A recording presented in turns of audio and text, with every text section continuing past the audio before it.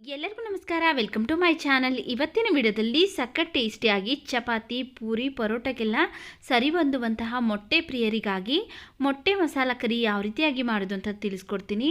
ನೀವೊಂದ್ಸರಿ ಈ ವಿಧಾನದಲ್ಲಿ ಟ್ರೈ ಮಾಡಿ ಮತ್ತೆ ಮತ್ತೆ ಮಾಡ್ಕೊಂಡು ತಿಂತೀರಾ, ಅಷ್ಟೊಂದು ಟೇಸ್ಟಿಯಾಗಿರುತ್ತೆ. ಇದು ಬಿಸಿ ಬಿಸಿ ಅನ್ನಕ್ಕೂ ಅಷ್ಟೇ ತುಂಬ ರುಚಿಯಾಗಿರುತ್ತೆ. ನೋಡಿ, ಇಲ್ಲಿ ನಾನು ಒಂದು 8 ಮೊಟ್ಟೆನ ನೀಟಾಗಿ ಬೇಯಿಸಿ ಇಟ್ಕೊಂಡಿದ್ದೀನಿ.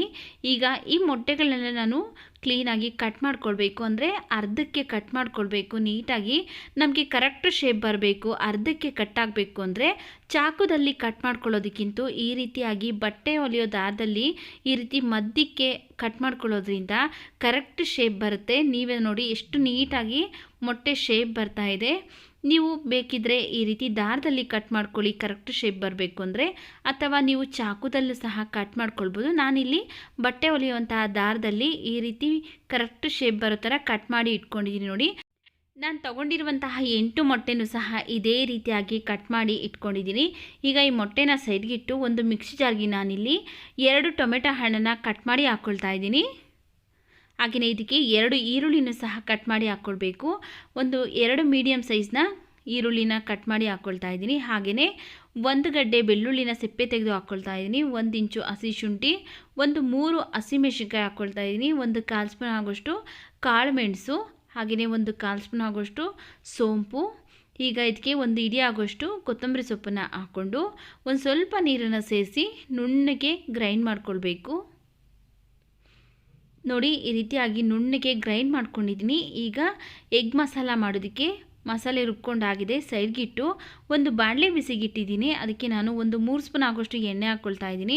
ಎಣ್ಣೆ ಎಗ್ ಮಸಾಲ ಮಾಡೋದಕ್ಕೆ ಒಂದು ಸ್ವಲ್ಪ ಜಾಸ್ತಿ ಇರಬೇಕಾದ್ರಿಂದ ಒಂದು 3 ಟೇಬಲ್ ಸ್ಪೂನ್ ಆಗೋಷ್ಟು ಎಣ್ಣೆ ಹಾಕ್ಕೊಂಡು, ಎಣ್ಣೆ ಬಿಸಿ ಆದಮೇಲೆ ಒಂದು 2 ಈರುಳ್ಳಿನ ಸಣ್ಣದಾಗಿ ಕಟ್ ಮಾಡಿ ಹಾಕ್ಕೊಳ್ತಾ ಇದ್ದೀನಿ. ಹಾಗೆಯೇ ಸ್ವಲ್ಪ ಹಸಿ ಕರಿಬೇವಿನ ಸೊಪ್ಪನ್ನು ಹಾಕ್ಕೊಂಡು ಈರುಳ್ಳಿ ಎಲ್ಲ ಚೆನ್ನಾಗಿ ಫ್ರೈ ಆಗೋ ಥರ ಫ್ರೈ ಮಾಡ್ಕೊಳ್ಬೇಕು. ನೀವೇನಾದರೂ ಫಸ್ಟ್ ಟೈಮ್ ನಮ್ಮ ಚಾನಲ್ಗೆ ವಿಸಿಟ್ ಮಾಡಿ ನೋಡ್ತಾ ಇದ್ದರೆ ಪ್ಲೀಸ್ ನಮ್ಮ ಚಾನಲ್ಗೆ ಸಬ್ಸ್ಕ್ರೈಬ್ ಮಾಡಿಕೊಂಡು ಪಕ್ಕದಲ್ಲೇ ಬರುವಂಥ ಬೆಲ್ ಐಕನಲ್ಲಿ ಆಲ್ ಅನ್ನೋ ಆಪ್ಷನ್ಸ್ ಸೆಲೆಕ್ಟ್ ಮಾಡ್ಕೊಳ್ಳಿ. ಆಗ ನಾವಾಗ ಎಲ್ಲ ವಿಡಿಯೋ ನೋಟಿಫಿಕೇಷನ್ ನಿಮಗೆ ಬರುತ್ತೆ. ನೀವೇ ನಮ್ಮ ವಿಡಿಯೋನ ಫಸ್ಟ್ ನೋಡ್ಬೋದು. ನೋಡಿ, ಈರುಳ್ಳಿನೆಲ್ಲ ಇಷ್ಟು ಚೆನ್ನಾಗಿ ಫ್ರೈ ಮಾಡ್ಕೊಂಡ್ಮೇಲೆ ಈಗ ಇದಕ್ಕೆ ನಾವು ಫಸ್ಟೇ ರುಬ್ಬಿ ಎತ್ತಿಟ್ಕೊಂಡಿದ್ರಲ್ಲ ಮಸಾಲೆ, ಆ ಮಸಾಲೆನ ಹಾಕ್ಕೊಂಡು ಚೆನ್ನಾಗಿ ಒಂದು 2 ನಿಮಿಷ ಫ್ರೈ ಮಾಡ್ಕೊಳ್ತೀನಿ. ನಾವು ಎಲ್ಲವನ್ನು ಸಹ ಹಸಿದಾಗೆ ಹಾಕಿರೋದ್ರಿಂದ ಚೆನ್ನಾಗಿ ಫ್ರೈ ಮಾಡ್ಕೊಳ್ಬೇಕು. ನೋಡಿ, ಮಿಕ್ಸ್ ಮಾಡಿಬಿಟ್ಟು ಈಗ ಇದ್ರ ಮೇಲೆ ಲಿಡ್ನ ಕ್ಲೋಸ್ ಮಾಡಿ ಸ್ಟವ್ನ ಲೋ ಫ್ಲೇಮಲ್ಲಿ ಇಟ್ಕೊಂಡು ಒಂದು 2 ರಿಂದ 3 ನಿಮಿಷ ಚೆನ್ನಾಗಿ ಫ್ರೈ ಮಾಡ್ಕೊಳ್ತೀನಿ. ನೋಡಿ, ಇಲ್ಲಿ ಒಂದು 2 ರಿಂದ 3 ನಿಮಿಷ ಆಗಿದೆ. ಚೆನ್ನಾಗಿ ಮಸಾಲೆ ಎಲ್ಲ ಕುದೀತಾ ಇದೆ. ಸ್ಟವ್ನ ಲೋ ಫ್ಲೇಮಲ್ಲೇ ಇಟ್ಕೊಂಡಿದ್ದೀನಿ. ನೋಡಿ, ನಾವು ಹಾಕಿರುವಂಥ ಎಣ್ಣೆ ಎಲ್ಲ ಮೇಲೆ ಬಂದು ತೇಲ್ತಾ ಇದೆ. ಈ ರೀತಿ ಎಣ್ಣೆ ಎಲ್ಲ ಮೇಲೆ ಬಂದರೆ ಮಸಾಲೆ ಎಲ್ಲ ಚೆನ್ನಾಗಿ ಪರ್ಫೆಕ್ಟಾಗಿ ಮಸಾಲ ಬೆಂದಿದೆ ಅಂತ. ನೋಡಿ, ಈಗ ಇದಕ್ಕೆ ನಾನು ಒಂದು 1/4 ಸ್ಪೂನ್ ಆಗೋಷ್ಟು ಅರಿಶಿನ ಪುಡಿ ಹಾಕ್ಕೊಂಡಿದ್ದೀನಿ. ಆನಂತರ ಇದಕ್ಕೆ 1/4 ಸ್ಪೂನ್ ಆಗೋಷ್ಟು ಗರಂ ಮಸಾಲ, 1 ಸ್ಪೂನ್ ನಾನಿಲ್ಲಿ ರೆಡ್ ಚಿಲ್ಲಿ ಪೌಡರ್ ಹಾಕ್ಕೊಳ್ತಾ ಇದ್ದೀನಿ. ನೋಡಿಕೊಂಡು ನಿಮ್ಮ ಖಾರಕ್ಕೆ ತಕ್ಕನಂಗೆ ಹಾಕ್ಕೊಳ್ಳಿ. ಯಾಕಂದರೆ ಫಸ್ಟೇ ಹಸಿಮೆಣಸಿನ್ಕಾಯಿ ಹಾಕಿರ್ತೀರಿ, ಅದರಿಂದ ನಿಮ್ಮ ಖಾರ ನೋಡಿಕೊಂಡು ನೀವು ರೆಡ್ ಚಿಲ್ಲಿ ಪೌಡರ್ ಹಾಕ್ಕೊಳ್ಳಿ. 1 ಸ್ಪೂನ್ ನಾನಿಲ್ಲಿ ಧನಿಯಾ ಪೌಡರ್ನ ಹಾಕ್ಕೊಂಡು ಚೆನ್ನಾಗಿ ಮಿಕ್ಸ್ ಮಾಡ್ಕೊಳ್ತಾ ಇದ್ದೀನಿ.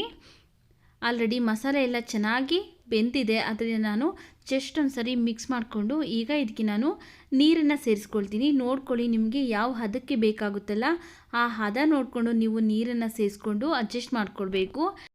ನಾನಿವತ್ತು ಚಪಾತಿಗೆ ಮಾಡ್ತಾಯಿದ್ದೀನಿ, ಅದರಿಂದ ಮೀಡಿಯಮ್ ಹದಕ್ಕೆ ನೀರನ್ನು ಸೇರಿಸ್ಕೊಂಡು ಅಡ್ಜಸ್ಟ್ ಮಾಡ್ಕೊಂಡಿದ್ದೀನಿ.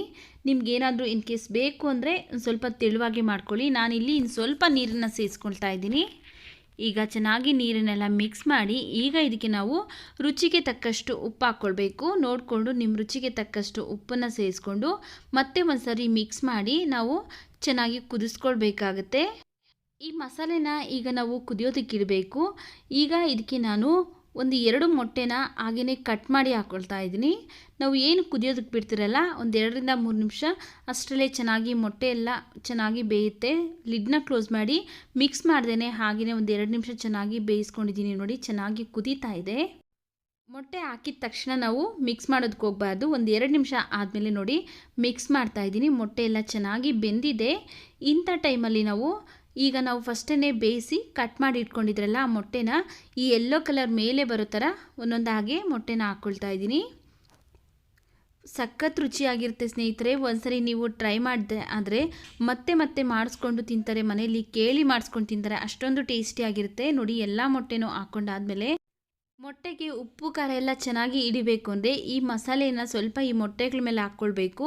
ಈ ರೀತಿ ಮುಳುಗಿಸ್ಬೇಕು ಮಸಾಲೆಯಲ್ಲೇ. ನೋಡಿ ಈಗ ಚೆನ್ನಾಗಿ ಮಸಾಲೆ ಎಲ್ಲ ಮುಳುಗಿಸಿದ್ದೀನಿ. ಈಗ ಲಿಡ್ನ ಕ್ಲೋಸ್ ಮಾಡಿ ನಾವು ಒಂದು 2 ನಿಮಿಷ ಹಾಗೆಯೇ ಬಿಟ್ಬಿಡೋಣ. ಸ್ಟವ್ನ ಲೋ ಫ್ಲೇಮಲ್ಲಿ ಇಟ್ಕೊಂಡು. ನೋಡಿ ಇಲ್ಲಿ ಒಂದು 2 ನಿಮಿಷ ಆಗಿದೆ. ಸ್ಟವ್ನ ಲೋ ಫ್ಲೇಮಲ್ಲೇ ಇಟ್ಕೊಂಡು ಚೆನ್ನಾಗಿ ಕುದೀತಾ ಇದೆ.